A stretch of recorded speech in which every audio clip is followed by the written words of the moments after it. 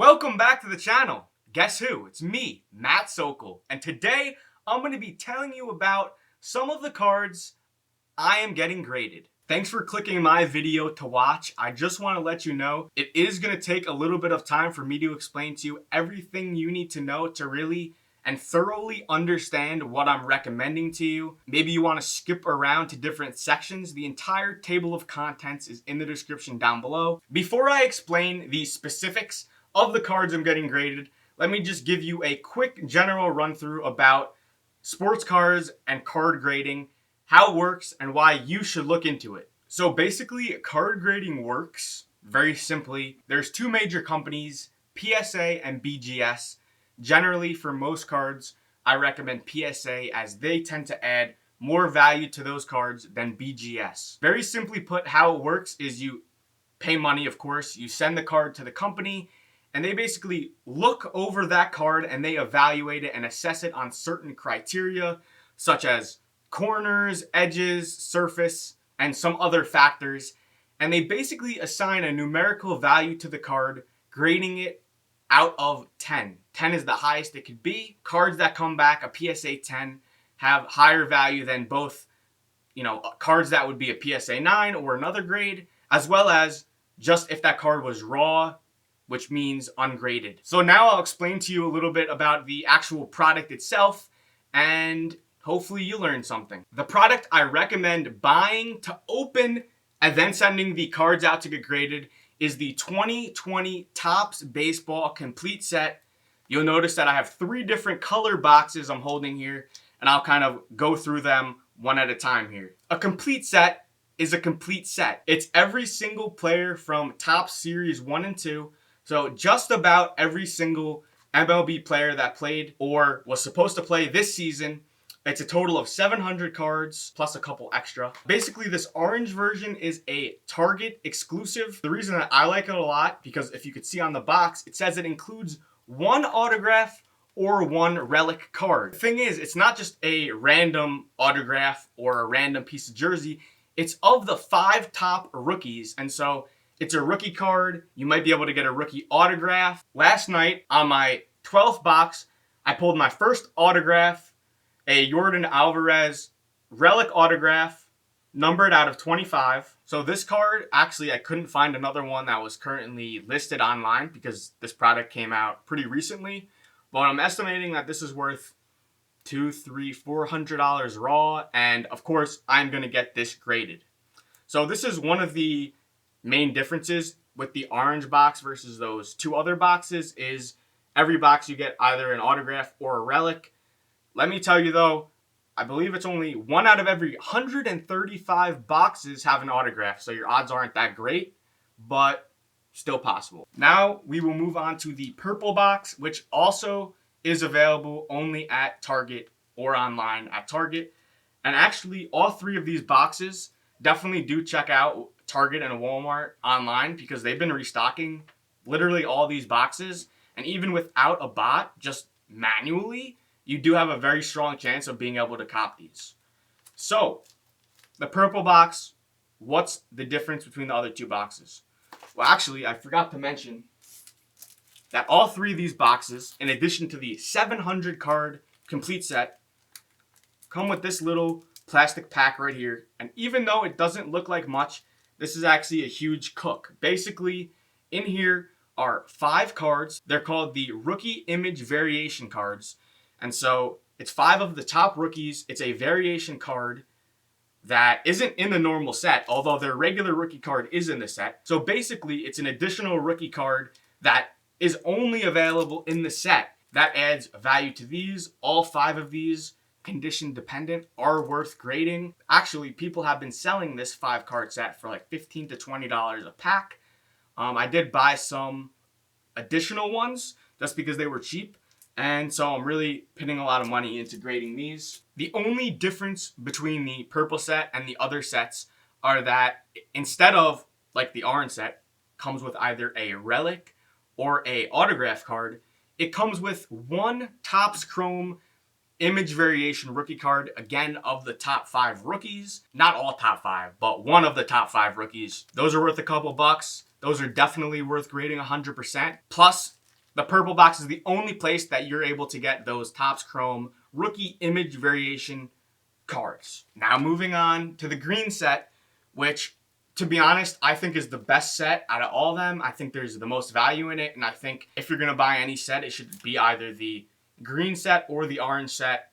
But, I mean, I guess you can buy any of them because, like I said, all of them have the 700 card complete set in them. So, the only difference with the green set is that, unlike the orange set, where it has either one autograph or one relic, and unlike the purple set, where it has one Topps Chrome image variation rookie card, it also has this 5-card pack, like I said, but it comes with another pack that looks similar to this in the plastic, a 5-card foil board variation set, which is basically a short printed card set. It can be any player from the entire 700 card set, but the card is reflective and also it's numbered out of 264. So if you get a top rookie or even one of the good rookies, it's definitely worth grading, definitely can be worth a little bit of money. And even if you don't get great players, you know, it's numbered out of 264. So even an average player, that card could be worth a couple of dollars. So in my opinion, the best value in this. But there's one other thing about this green set that adds a lot of value. And that, which my finger is pointing to, is that 1 in 3 sets of this green one is a complete parallel. And so if you don't know what that means, basically a parallel generally is just a different color of the same card, which means it's like a short print. So there's less of those made than the regular one. It's a special version in a way. And so 1 out of every 3 packs is a complete variation, and it's called the Gold Stars variation is the main one that you'll be getting from this. And the cards basically have little gold stars on the border instead of what it normally is, which is gray. And even though that doesn't seem like a huge deal, like, oh, it's just a different color, my mind's not blown. Well, guess what? That adds a lot more value to the card than just those regular versions. It's all about exclusivity, something being limited, and etc. So the less produced, the more value it's going to have. Out of 299 parallel, and out of 99, and finally the exclusive 1 of 1. And actually, I opened a lot of these, a lot of them. And I got plenty of gold star sets because, like I said, it's 1 in every 3. But I opened a set, and lo and behold, was this the blue, as you can see. And this I found out, because it's actually not numbered on the back, is that out of 299 set. So this was a very nice pull. No idea what it's worth, but all of the cards, including the base ones, are worth more money than the regular one. And so I'm excited to go through this, pull out the good rookies, and send them out for grading. I know this is a long video, but I really want to give you all the information you need in order to actually make money from this. So I'm glad you're watching it. If you're enjoying it so far, make sure to give it a thumbs up and subscribe to the channel. Let's get back to it. And by the way, these sets are available at a retail price of $50 to $60. And honestly, if you cannot find any at that retail price, and maybe you just really want them, you can probably get them for resale for close to what retail would be with tax. And I know the question that you might have is, Matt, why do I need to go through the trouble of buying these 700 card boxes? Because I'm not gonna lie, 700 cards, that is a lot. And of course you can go online and you can buy individual cards of individual players, which I also recommend for other things. Send those out, get them graded, and get good grades. But something that I've noticed about opening boxes is that the condition of the cards are just so much better than a lot of the raw cards that are currently on the market. And I mean, it makes sense.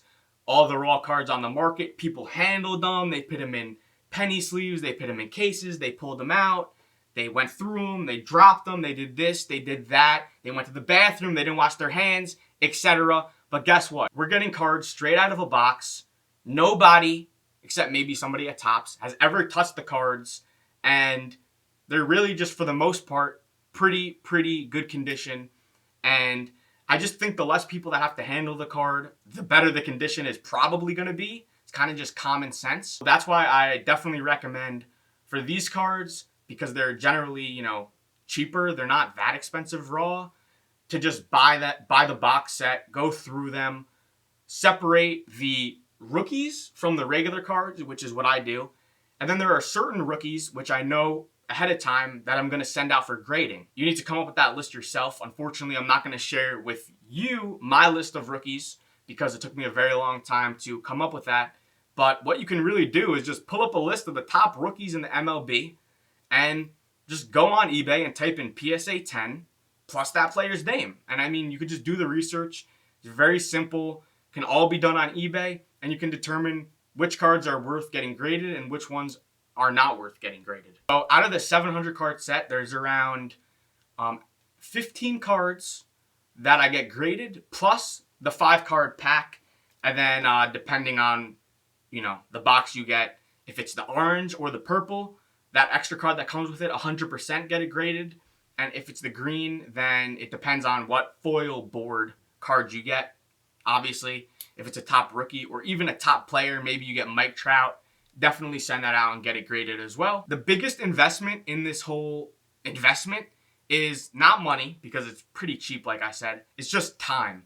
It takes a lot of time to go through these entire boxes. I mean, like I've been saying, it's 700 cards and you're only going to pull 15 cards that you're going to get graded right away. Separate all the other rookie cards, hold on to them, and then the base cards, because generally they're not really worth anything. I just put them in a giant box, and I'm actually going to be, I think I'm donating them to the Salvation Army, so I guess that's a nice thing. So maybe you could do that with your cards as well if you're trying to be nice.